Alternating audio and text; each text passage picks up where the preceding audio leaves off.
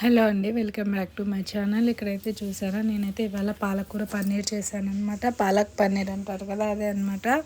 ఇదైతే నా స్టైల్ అండి, నేనైతే ఈ విధంగా చేస్తాను. వీలైనంత వరకు 1 మినిట్లో చూపించడానికి ట్రై చేశాను అనమాట.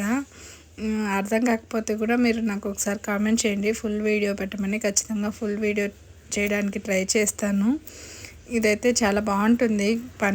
పాలక్ పన్నీర్ అనేది ఎక్కువగా చపాతీలోకి, రైస్ లేకంటే కూడా బగారా రైస్ అలా చేస్తారు కదా, వాటిల్లో కూడా చాలా బాగుంటుంది అనమాట.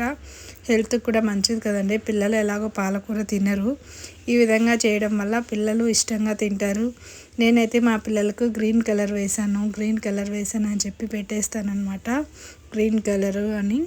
సో అలా తింటారు. దాన్ని నేను ఉడకబెట్టిన తర్వాత వచ్చి నీళ్ళు కూడా వేస్ట్ చేయనండి, దాంట్లో కూరలో వేసేస్తాను అనమాట. పక్కన వేరే వాటర్ ఏం వేయను, అవే వేస్తాను. ప్లీజ్ షేర్, సబ్స్క్రైబ్ చేసుకోండి అబ్బా ఒకసారి.